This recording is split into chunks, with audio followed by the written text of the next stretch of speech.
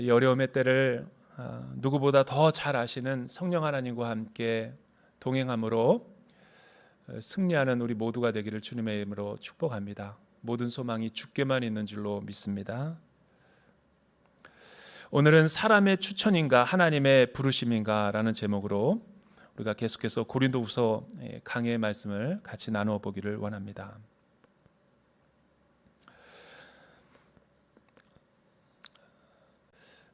오늘 말씀의 가장 키워드로 지금 등장하는 것이 이 추천서 내지는 편지라고 일컬어지는 이 핵심 용어입니다. 이 추천서 하나가 때로는 우리의 모든 삶을 또 미래와 진로를 좌지우지할 때가 참 많이 있다라는 것을 보게 됩니다. 저는 35살에서 39살 때까지 이 5년의 만 5년 동안 이 중국에서 선교사로 또 목회자로 제가 사역을 했던 때가 있었습니다. 개인적으로 제가 중국을 가게 됐을 때 저희 첫째 아들이 8개월 때 되던 때였어요. 결혼한 지 1년 6개월, 2년이 채 안 됐던 때였지만 이 부르심을 받았을 때 즉각 순종하긴 했지만 가끔 제 머릿속에 드는 생각이 뭐였냐면 하나님이 왜 나를 중국에 보냈을까? 중국을 한 번도 가본 적이 없었고 그때 일시적으로 들었던 이 질문에 하나님이 명쾌하게 답변을 해주던 어떤 사건이 저에게 하나 일어났었어요. 그것이 뭐였냐면 한 유학생이 있었는데 어느 날 저에게 오더니 2007년도 12월에 제가 갔으니까 2008년도가 그때 중국에서는 축제해였죠. 북경 올림픽이 열리는 해였고 굉장히 완전히 중국이 새로운 신중국으로 거듭나는 때였죠. 그때 어떤 한 유학생이 저에게 이런 얘기를 해주는 거예요. 이 북경 올림픽 장학생을 뽑는다라는 거예요. 외국 사람들에게 총 4년간에서 5년간 이렇게 장학금을 지급해주고 중요한 것은 이 중국은 비자가 없어요. 미국과 일본 같지가 않아가지고 거류증이라 그래가지고 일시적으로 거주할 수 있는 거류증을 이렇게 허락해 주는 거지. 그러니까 언제든지 마음 안 들면 내쫓겠다라는 그런 메시지가 있는 거죠. 사업하는 분이나 유학생이나 또 체류하는 모든 우리 외국인들이 이 거류증 때문에 힘들어하는 경우가 많아요. 그러니까 내가 더 머물고 싶어도 머물 수가 없는 거죠. 그런데 5년 동안 안정적으로 할 수 있는 그 비자는 물론이거니와 대학원을 공부할 수 있는 전액 장학금과 어학연수를 할 수 있는 1년에서 2년 기간 총 합쳐서 5년, 게다가 집도 주고 집만 주면 안 되니까 생활비도 월급이 나오고 어학연수 할 수 있는 또 비용도 주고 더 놀라운 사실은 비행기를 타고 어디나 여행할 수 있는 한국이든지 국내든지 여행의 티켓이 나온다는 거예요. 여러분들의 표정 보니까 남의 일이라고 놀라지 않는데 그때는 굉장히 큰 충격적인 사실이었죠. 그래서 그 패키지로 해서 주는 그 북경 올림픽을 기념으로 해서 한번 그 어플라이를 해보라는 거예요. 저는 목회를 하고 있으니까 할 수 없었고 저희 아내에게 이 사실을 알렸더니 저희 아내가 한국으로 가가지고 그 학부 때 그러니까 뭐가 가장 필요하냐니까 자기가 성적도 아니고 학부 때 다녔던 가장 권위 있는 교수님의 추천서 하나가 필요하다는 거예요. 그래서 사정을 이야기하고 추천서를 받아가지고 잘 쓰여진 추천서와 함께 공증을 받아가지고 어플라이를 했더니 많은 사람들이 떠들었는데 하필 저희 아내가 덜컥 붙어버린 거예요.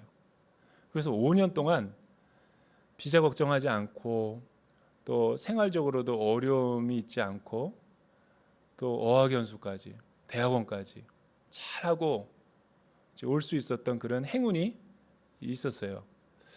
그런데 그 레커멘데이션 레터가 하나가 그렇게 파워가 있다는 것을 저는 그때 처음 알았어요. 여러분 유럽이나 미국에서는 제 경험으로는 교수님들이 쉽게 이 추천서를 써주지 않습니다. 제가 아는 친구도 박사학위를 받으러 갔다가 그 권위 있는 교수님이 내가 너를 어떻게 아느냐 그래서 리젝트를 하는 바람에 이 학위를 못 마치고 왔던 그런 경우도 있어요. 그러니까 유럽이나 서구에서는 철저하죠. 왜냐하면 그 추천서 하나는 그 사람의 모든 것을 내가 책임지고 인정하겠다라는 뜻이고 그 사람의 모든 실력이 꾸밈이 없다라는 것을 보증하는 어떤 그런 편지이기 때문에 그런 거죠. 우리 목회 활동을 하다가 보면 저도 상당히 많은 추천서를 써주고 또 성도님들이 직장 생활에서 담임 목사님의 레터가 한 장이 필요하다고 그래가지고 저한테 많이들 이렇게 사무실로 찾아오세요. 심지어는 하와이 열방대학 가는데 DTS 훈련에도 필요하다 그래서 오는 경우도 있고 학교를 입학하는데 필요하다 그래서 오시는 분도 있어요. 그런데 문제는 이 추천서를 쓰다 보니까 이 두 가지 딜레마가 있더군요. 하나는 정말 제가 잘 아는 사람이어서 소개서를 써주면 잘 되는데 거의 대부분은 모르는 분,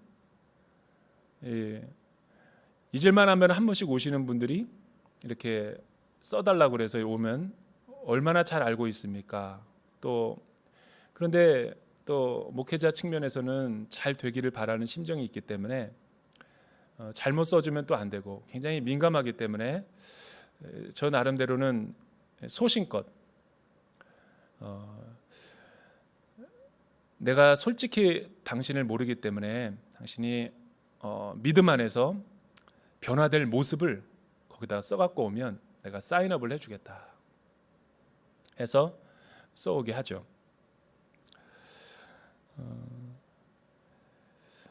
여러분 교회 안에서도 마찬가지예요. 이 해외에 나가 보면 이 온누리 교회 다니는 성도들을 타 교회 목사님들이 너무나 좋아한다고 그래요. 왜 좋아하냐니까 두 가지 의미가 있어요. 온누리 교회를 다닌다라는 성도의 위치가 타 교회에서는 어떤 인정을 받는지 두 가지 메시지가 있더라고요. 하나는 온누리 교회 다닌다 그러면 직분도 상관하지 않고 무조건 교회 오른팔로 쓰시려고 하는 목사님들의 이야기가 있어요. 두 번째, 왜냐하면 훈련을 잘 받았다라고 믿기 때문에. 근데 저 경험으로서는 비전 교회를 해보면 누가 가장 문제가 되냐면 온누리 교회 오래 다닌 사람일수록 힘들게 하는 경우가 많더라고요. 주로 이런 거죠. 이거 온누리 스타일이 아닌데 제가 온누리 교회에서 얼마나 이런 훈련을 많이 받았는데 온누리 교회를 제가 이렇게 오래 다녔는데 직분을 내가 받았는데 이런 이야기를 하면 이 목회 철학과 방향과 비전이랑 잘 이렇게 권위에 순종하지 않고 자꾸만 이렇게 자기를 이렇게 내세우려고 하는 그런 분들이 참 많이 있어요. 대전에도 제가 2년 2개월째 있는데 제가 서울에서 이렇게 훈련을 받고 왔습니다라고 이야기하고 겸손이 생기면 되는데 그렇지 않고 굉장히 이렇게 이 오버해서 이렇게 생활하시려고 하는 분들이 있죠. 그러니까 양면성이 있는 거예요. 온누리 교회에 다닌다라고 하는 모든 것들이 보증이 되면 좋겠는데 다 보증이 되지는 않아요. 이런 문제가 초대교회 안에도 똑같이 있었다라는 거예요. 고린도 교회는 어떤 교회입니까? 우리가 지난주에 살펴보았던 것처럼 고린도 교회는 사도 바울이 3차 선교여행 때 개척한 교회였고 양육한 교회였고 성장을 시켰던 교회죠. 그런데 이 고린도 교회 안에 많은 이렇게 어려움과 문제들이 사도 바울이 다른 곳으로 가서 에베소에서 사역을 할 때 일어나게 된 거예요. 디도를 통해서 고린도전서 편지를 통해 책망을 하고 또 잘 복음 안에서 다시 세워질 것을 권면했을 때 11개 많은 문제들 가운데 대부분의 문제들은 다 해결이 됐어요. 그리고 교회가 안정적으로 잘 성장한다는 이야기를 디도편으로 들었죠. 그런데 그 교회의 가장 뿌리 깊은 문제가 무엇이었냐면 예루살렘에서 온 혹은 거진 유대주의자들, 복음을 믿긴 믿지만 그 복음에다 무엇인가 자기가 더해서 믿으려고 하는 어떤 공로주의자들과 율법주의자들에 의해서 이 고린도 교회가 양분화된 거예요. 특히 그들은 예루살렘에서 사도들, 유명한 사도들, 베드로와 야고보와 요한과 같은 권위 있는 사도들에 의해서 추천서와 편지를 받아가지고 돌아다니면서 많은 소아시아 교회들을 어지럽히던 어떤 사람들이었죠. 그러니까 자기를 늘 뽐내고 과시하는 거예요. 내가 베드로 선생을 알고 내가 야고보와 요한 선생을 압니다. 이 추천서를 통해서 보면 나는 검증된 사람입니다 라고 바울이 세운 고린도 교회에 와서 바울이 전한 이 복음은 뭔가 부족하다. 여기 할례도 돼야 되고 구약의 율법과 십계명을 더 온전히 지켜야지만 온전한 구원을 받을 수 있다. 그리고 사도 바울은 바울이라고 하지만 예수님을 그가 만나지 못했지 않냐. 예수님과 공생애를 제자들과 함께 있지 못했기 때문에 상대적으로 권위가 떨어진다. 그의 말하는 어눌한 모습을 봐라. 또 그의 외모를 보십시오. 특히 그에게는 추천서가 없지 않느냐. 자기는 추천서가 있다라고 이야기하면서 고린도 교회에 많은 강의와 설교를 하면서 성도들이 그에게 솔깃하여 다 넘어가 버린 거예요. 그러니까 바울이 그동안 세워놨던 모든 양육과 체계들이 다 무너져 버리고 교회가 완전히 위기 가운데 있었던 거죠. 이때 사도 바울은 어떻게 이 고린도 후서의 말씀을 통해서 그들을 경계하고 또 내가 왜 참된 사도이고 하나님께서 나를 고린도 교회를 파송해서 잘 사도로서 너희들과 함께 사역하게 했는지를 몇 가지 이유를 들어서 설명을 하고 있는 거죠. 1절과 2절에 있는 말씀 우리 같이 한번 읽어볼까요? 1절과 2절에 있는 말씀 시작. 우리가 또 우리 자신을 추천하기를 시작하고 있는 것입니까? 아니면 어떤 사람들처럼 우리가 여러분에게 추천서를 보내거나 여러분에게서 추천서를 받을 필요가 있겠습니까? 여러분이야말로 모든 사람들이 알고 있고 읽고 있는 우리 마음에 기록된 우리의 편지입니다. 여기서 바울이 자신의 참된 사도성과 사도의 직분을 설명하면서 세 가지 이유 가운데 첫 번째 이유로 고린도 교회와 성도들이 나의 추천서가 된다라는 논증을 하고 있는 거예요. 그러니까 거짓 교사들, 대적자들이죠. 바울을 힘들게 하고 바울을 무너뜨리려고 했던 그 대적자들이 거론하는 대표적인 이유가 뭐냐면 추천서가 없지 않냐. 추천서가 있으면 자신들에게 좀 보여달라라고 이야기했을 때 바울이 이야기하는 반론이죠. 첫 번째 반론은 내가 왜 추천서가 필요하겠느냐. 고린도 교회 성도들과 교회에게 나는 추천서가 필요 없다. 왜냐하면 여러분들 교회 자체가 마음에 기록된 나의 추천서이기 때문이다. 이 말이 무슨 말이에요?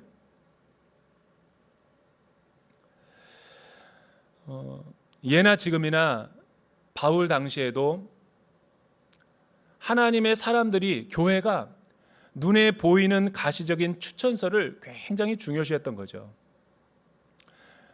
추천서는 그 기능이 순기능을 할 때는 문제가 없지만 양면성이 있다고 그랬죠.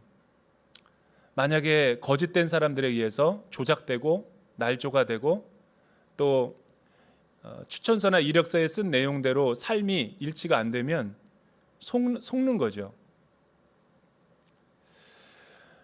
면접을 하다 보면 얼마나 많은 사람이 이력서라든가 추천서를 가지고 오지만 이력서에 기록되는 내용이 뭐예요?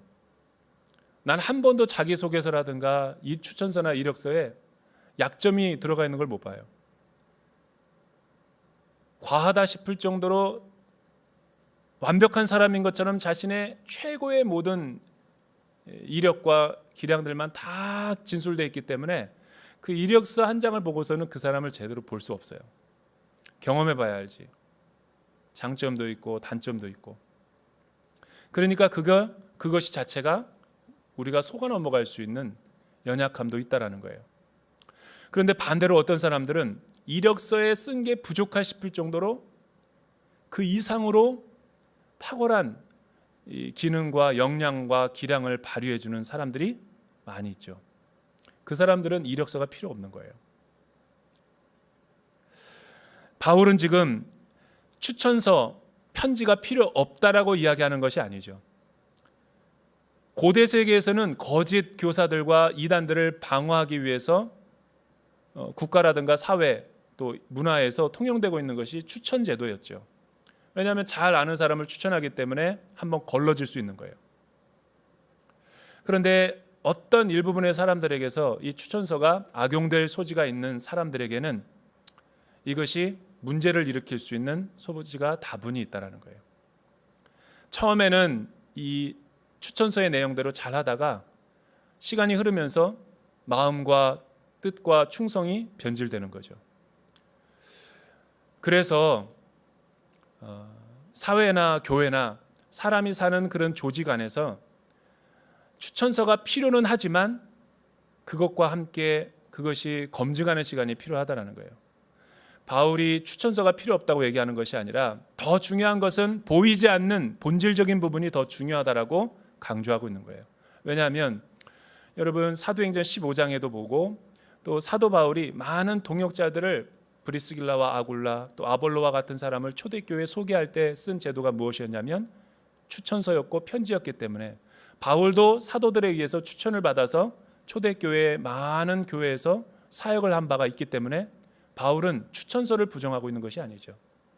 그러나 그것보다 더 중요한 것은 보이지 않는 내면의 영성이 더 중요하다는 거예요. 바울은 하나님의 나라와 교회를 섬길 때 온 마음을 다해서 진정성 있는 사역을 했다라고 이야기하는 거예요. 그래서 너희가 내 마음에 쓴 편지다라고까지 이야기할 수 있는 고백이 나온 거죠. 사랑하는 성도 여러분, 우리가 하나님 나라와 주의 일을 감당할 때 이런 진정성 있는 사역을 할 수 있게 되기를 주님의 이름으로 축원합니다. 두 번째는 3절과 4절에 있는 말씀이죠. 마음으로 기록된 그리스도의 편지가 어떤 내용인지 우리 같이 한번 읽어볼까요? 3절과 4절 시작. 여러분은 우리의 섬김을 통해 나타난 그리스도의 편지입니다. 이것은 먹으로 쓴 것이 아니라 살아계신 하나님의 영으로 쓴 것이며 돌판에 쓴 것이 아니라 육체의 마음판에 쓴 것입니다. 우리는 그리스도를 통해 하나님께 대해 이와 같은 확신을 갖고 있습니다. 마음에 기록된 편지라고 이야기했던 바울이 3절과 4절에서는 섬김을 통해 나타난 그리스도의 편지다라고 고린도 교회와 성도들을 칭찬하고 있는 거예요. 이 무슨 말일까요? 디아코니아라고 하는 이 섬김이라는 것은 수많은 교회와 한 영혼을 바로 세우기 위해서 자지 못하고 먹지 못하고 여러 가지 박해와 핍박을 받고 죽을 뻔한 위기, 수많은 오해와 고난과 역경을 경험한 그 모든 과정들을 통과한 것을 사도 바울은 디아코니아라고 표현하고 있는 거예요. 실제로 바울은 고린도 교회를 섬길 때 얼마나 많은 혼신의 힘을 다해서 섬겼겠어요. 때로는 불순종할 때, 때로는 책망을 제대로 받아들이지 않는 성도들, 너무나 힘들고 어렵게 하는 그 무리들, 그 모든 것들을 인내하며 복음 안에서 참고 기다리다가 최선을 한 영혼 한 영혼 발을 씻기며 기다리고 온전히 사랑했을 때 그들의 영혼이 변하는 모습, 그거를 바로 눈물의 섬김을 통해 나타난 그리스도의 편지다라고 이야기하는 거예요. 바울은 이렇게 섬김을 통해 진정으로 그들을 사랑했고 섬겼던 사도였다라고 이야기하는 거죠. 그래서 바울은 자신의 직분을 일컬어서 이 조문이나 어떤 의문, 그러니까 먹으로 쓴 것이 아니라 출애굽기 33장에 보면 이 시내산에서 받은 그 십계명과 모든 돌판에 기록된 이 율법의 조문들을 보면 먹으로 쓴 것이 아니에요. 사람이 쓴 것이 아니에요. 이 돌비에 씌어진 것이 아니라 너희의 마음 가운데 쓰여졌다라는 것은 뭐냐면 영으로 쓰여졌다는 거죠. 그러니까 바울은 사역을 할 때 원칙이 무엇이었냐면 스피릿이었지 스킬이 아니었다라는 거예요. 어떤 테크닉이나 기교나 어떤 방법론으로 한 영혼을 섬겼던 것이 아니라 또한 초심을 잃어버려서 나중에 변화되는 그런 마음으로, 그런 자세로 교회를 섬기겠다라는 것이 아니에요. 집안에 가면 그 단독 옆에 지안이라고 하는 곳이 있어요. 거기 보면 광개토 대왕릉 비가 있어요. 예전에 성도들과 함께 그곳을 단동을 갔을 때 그 지안이라고 하는 것, 광개토 대왕을 비를 본 적이 있어요. 얼마나 큰지 몰라요. 고구려 발해까지 거기까지 뻗어갔다라는 기념비죠. 근데 일본 사람들이 거기다가 그를 무늬를 지어버린 거죠. 그러니까 사람이 씌어진 돌배다 씌어진 그 비석들은 그렇게 섬세하게 조각을 했는데도 조작이 가능하고 시간이 지나면서 풍화작용에 의해서 다 변질된다라는 거예요. 바울은 그렇게 해서 이 편지를 기록한 것이 아니라 하나님의 영원하신 하나님의 마음과 사랑에 의해서 편지에다가 기록되었다라는 것을 의미하는 거예요. 여러분, 편지를 기록할 때 필요한 것이 뭐죠? 세 가지가 필요해요. 하나는 편지지가 필요하겠죠. 두 번째는 연필이 필요하겠죠. 세 번째는 편지를 쓰는 주체가 필요한 거예요.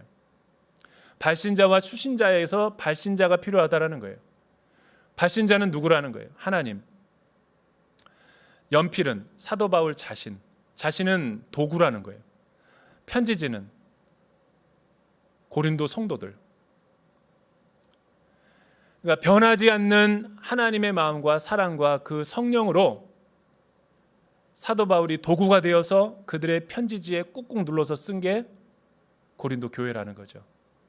이들의 관계는 변할 수가 없죠. 참된 진실과 진리 안에서의 관계성이었다라고 이야기를 하는 거예요. 세 번째, 우리 5절과 6절 한번 같이 읽어볼까요? 5절과 6절. 어떤 사도의 직분을 사도 바울은 감당했는가? 시작. 그러나 우리는 무엇이 우리에게서 나온 것처럼 스스로 자격이 있다고 생각하지 않습니다. 우리의 자격은 오직 하나님께로부터 났습니다. 그분은 우리로 하여금 문자가 아니라 영으로 말미암는 새 언약의 일꾼이 되기에 충분한 자격을 갖추도록 하셨습니다. 문자는 죽이는 것이요 영은 살리는 것이기 때문입니다. 여기서 중요한 게 5절 하반절에 보면 나의 자격은 사람이나 내 지식이나 내 경험으로부터 나온 것이 아니라 오직 하나님께로부터 말미암았다라고 강조하는 거예요. 새 언약의 일꾼이라는 것은 세 가지 직분이 있죠. 첫째는 진정성 있는 사역을 했다라고 고백할 수 있는 그 마음. 두 번째는 섬김의 수고를 다한 그 그리스도의 편지로 사역을 했다라는 것이죠. 세 번째는 하나님께로부터 온 새 언약의 일꾼으로서 자기는 고린도 교회에 충성을 다했다라고 자신의 사역과 사도성을 입증하고 고백하는 거예요.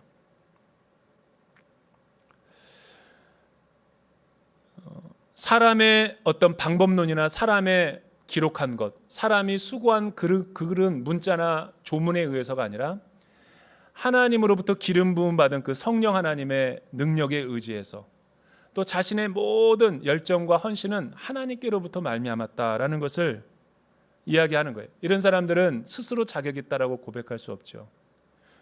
처음에 모든 시작과 끝이 하나님이요 이 모든 일을 가능하게 하신 분도 하나님이시다라는 일관된 진리의 고백을 할 수 있는 사도들이라는 거예요. 바울은 고린도 교회에서 그런 모습으로 일관되게 사역을 했다라고 지금 고백하고 있는 거죠. 오늘날은 자격증과 라이센스 시대예요. 라이센스와 자격만 있으면 많은 사람들은 다 속아 넘어가요. 하지만 실제 우리의 현장에서, 직장에서 그 사람을 믿고 써보면 그 사람이 성품과 됨됨이가 스펙에 달려있지 않다라는 것을 쉽게 파악을 할 수 있어요. 그 사람과 관계해 보면 아는 거죠. 지금 사도 바울이 왜 그리스도의 편지를 이야기하고 있는 거예요? 여러분, 고린도 교회와 사도 바울의 목회자의 관계가 금이 가고 위기가 간 거예요. 그래서 고린도 후서를 통해서 관계 회복을 하기 위해서 바울이 고린도 후서를 보내고 있는 거죠. 교회의 위기, 한국 교회의 위기가 어디에 있을까요? 하나님의 나라의 일을 하다가 열심을 내다 하다가 왜 갑자기 시험에 들고 왜 문제가 생기고 하나님의 나라의 일이 무너지는 것을 보게 될까요? 저는 사도 바울이 지금 굉장히 중요한 문제를 거론하고 있다고 봐요. 신뢰의 문제죠. 신뢰는 언제 깨져요? 신뢰는 믿지 못할 때 일어나는 거예요. 왜 믿지 못할까요? 내가 생각하던 그 사람이 아니니까. 추천서를 가지고 들어와서 한때는 열심히 사역했지만 시간이 가면 갈수록 초심을 잃어버리고 첫사랑을 잃어버리고 그 마음이 변질되고 계산적이 되니까 어려워지는 거예요. 교회 10년, 20년 임직을 받고 목회 목사 고시에 합격했다고 목회자가 되는 것이 아니라는 거예요. 그 이상의 의미가 더 중요한 무엇이 있다라고 바울이 이야기하는 거죠. 그게 뭐예요? 영성. 스펙보다 더 중요한 것은 하나님의 성품인 거예요. 아무리 거짓 교사들이 추천서를 가지고 와서 자랑한다 한들 그 속마음은 고린도 성도들을 사랑하는 마음이 없는 거예요. 바울은 추천서를 강조한 사람이었지만 고린도 교회에 한해서는 추천서가 필요 없다라고 이야기해요. 왜? 자기가 세운 교회니까. 자기가 모든 것을 영혼의 모든 것을 걸고 생명을 다해서 사랑을 한 성도들이기 때문에 당신들이 나에 대해서는 추천서가 된다라고 지금 고백하는 거예요. 이렇게 말할 수 있는 사역, 이렇게 말할 수 있는 하나님 앞에서의 헌신을 우리는 하고 있는가?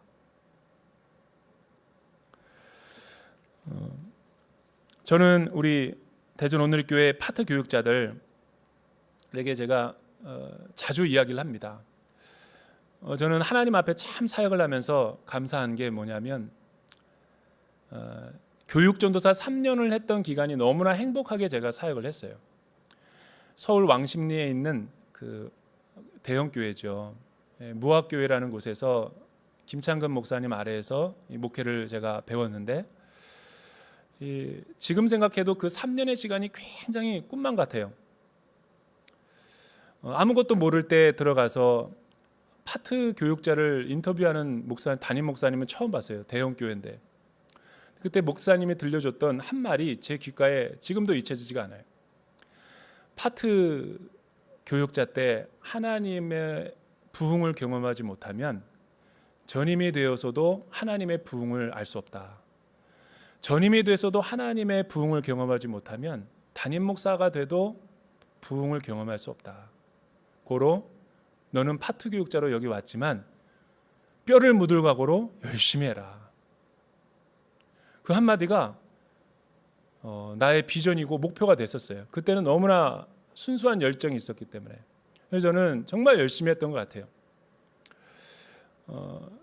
그런데 그 교회에 어느 날 청년들이 되게 뜨겁고 열정적이었어요. 거기 교회는 철야가 있었어요. 철야. 심야가 아니라 철야 기도. 금요일 날 8시부터 10시까지 하고 하는 끝나는 그런 심야가 아니라 9시에서부터 새벽 기도하기 전까지 올라이트를 하는 기도회가 그 교회는 있었어요. 근데 청년들이 얼마나 불이 있었고 뜨거움이 있었는지 그 교회에 와서 맨날 이렇게 같이 설교 좀 해달라고 부탁하는 거예요. 우리 부서도 아니었고. 그래서 부탁을 할 때마다 많은 오래된 목사님들이나 전임 교육자들이 이렇게 힘드니까 피하는 거예요. 그래서 저는 가서 순수하게 그 일을 했고 3년 동안 제가 그 교회에 나올 때까지 그 일을 감당했어요. 온라이트를 하면 집에 나중에 갈 때는 정신이 혼미해져요. 그런데 그 무학교회가 제가 사역할 때 건축을 크게 했어요. 굉장히 크게 하는 기간이었는데 목사님이 교육자들이 많은데 그 철야 기도회 때마다 건축 기도회를 했어요. 근데 시간대별로 했는데 12시부터 5시를 아무도 안 하는 거예요. 그래서 철야를 하는 게 이제 소문이 나니까 저보고 그거를 맡아달라고 했을 때 그거를 했었어요. 근데 무학교의 왕십리 성도님들이 얼마나 정이 많았는지 끝나고 나면 항상 우유 사 먹으라고 이렇게 1, 2만 원을 파트 교육자 손에다가 넣어주고 우유 먹고 지하철 타고 집에 오던 생각이 아직도 나요. 굉장히 그때는 좋았어요. 그런데 이제 전임 사역을 해야 될 때 제가 무학교회를 나올 때 제 나름대로 제 인생의 로드맵이 있었어요. 저는 유학을 가고 싶어 갔어가지고 제 은사님이셨던 세문안교회 이수영 목사님 교회 가서 제가 사역을 하고 저는 유학을 가고 싶었어요. 그 세문안교회는 유학을 보내주는 제도가 있어가지고 제가 너무 계산적으로 했던 거죠. 그래서 면접을 보고 합격을 했어요. 나오는데 전화 한 통화가 왔어요. 김창근 목사님이 잠깐 자기 방으로 오라고 해서 갔어요. 갔더니 목사님이 자기와 하용주 목사님은 아주 둘도 없는 가까운 친구고 아주 서로 사랑하는 형제지간이래요. 그래서 하용주 목사님에게 연락을 해놨으니까 그 교회로 가서 면접을 보면 된다고. 그래서 하용주 목사님이 연락을 주셨어요. 면접을 보러 오라고. 그래서 하게 된 게 제 18년 동안의 온누리교회 사역인 거예요. 저는 지금도 생각해 봐요. 파트 교육자 때 3년 사역을 했는데 김창근 목사님은 제가 대전에 왔다고 하니까 여기서도 전화를 주셔요. 결혼 때도 초대를 내셔서 식사를 사주면서 기도해 주시고, 중국에 간다고 했을 때도 블레싱 해주고 기도해 주고, 힘들고 어려웠을 때마다 항상 늘 멘토가 되어서 저를 사랑하고 아껴주시고, 애가 낳았다고 하니까 당뇨장실로 와서 자녀를 안고 블레싱을 해주고, 그래서 저는 교육전도사 3년이 너무나 행복했어요. 그 사랑을 제가 오늘 말씀을 비추어 봐서 한번 생각을 해봤어요. 왜 내가 이런 육신의 아버지로부터도 사랑을 못 받은 이런 사랑을 받았을까? 한번 생각해 보니까 이 성령님이 깨닫게 해주시더라고요. 내가 그 철야 기도에 다 사람이 안 한다 그랬을 때 그 작은 일이었지만 그거를 내가 순수한 마음으로 순종하고 3년 동안 섬겼더니 그 마음을 하나님이 거룩하게 보시고 블레싱 해준 것이 아닌가라는 그런 생각을 해보게 돼요. 근데 제 온누리교회에서 18년 동안의 삶은 변했어요. 어떤 변한 게 있었냐면, 나를 하 목사님에게 추천해줬다는 그 추천서 하나가 되게 마음에 부담이 됐어요. 그래서 제가 항상 어떤 마음으로 사역을 했냐면, 나를 추천해주고 여기 보내주신 목사님에게 짐이 되면 안 되지 하는 이런 긴장감이 내 안에 있었던 것 같아요. 그러다 보니까 내 순수한 열정도, 순수한 마음도 변하고 때로는 계산하게 되고. 근데 오늘 바울이 그렇게 이야기하는 거예요. 스스로 자격 있는 것이 아니라 새 언약의 일꾼은 하나님으로부터 말미암는 그런 동기에 의해서 사랑으로 섬기는 자다. 때때로 우리가 힘들어지고 하나님의 일을 하다가 왜 시험에 듭니까? 사람들이 알아주지 않으니까, 사람들이 인정해주지 않으니까 내 첫사랑과 첫 마음이 끝이 다르는 거예요. 여러분, 온누리교회를 다니고 어느 시안학교를 나왔다는 것 간판이 나의 사역을 책임져 주지 않아요. 오늘 바울이 우리에게 이야기하는 것은 정말 새 언약의 일꾼처럼 하나님으로부터 말미암는 그 인정과 사랑, 그 영역을 통해서 우리가 어디에 있든지 간에 사역할 때 성령님이 나를 도구로 사용하신다는 거예요. 매 새해가 되면 각 공동체마다 순장 내려놓겠습니다라고 하는 분들이 많아요. 여러분, 그것 때문에 여러분들이 복을 받을 수도 있어요. 교사 내려놓는다는 분들에게, 여러분들에게 어드바이스를 하나 드릴게요. 교사가 힘들다라고 내려놓지만, 성가대가 힘들다라고 하지만 잘 생각해 보세요. 거꾸로예요. 성가대를 하고 있기 때문에, 힘들지만 교사를 하고 있기 때문에, 어렵고 힘들지만 순장을 하고 있기 때문에 여러분들이 복 받는 게 더 많다라는 거예요. 혼동하지 않게 되기를 주님의 이름으로 축복합니다. 우리 새 언약의 일꾼으로 늘 깨어서 살아가는 주의 백성들이 되기를 주님의 이름으로 축원합니다. 기도하겠습니다. 사랑하는 주님, 바울은 왜 자신이 그리스도의 편지가 되었다라고 이야기하는 것입니까? 왜냐하면 사도 바울은 추천서가 아니라 한 영혼을 위해 진정성 있는 사역, 겸손과 눈물의 사역, 하나님만을 의지하는 사역을 했기 때문임을 오늘 말씀을 통해 배웠습니다. 우리도 그렇게 살아가는 하나님의 거룩한 성도들이 되게 하여 주시옵소서. 예수님의 이름으로 기도드립니다.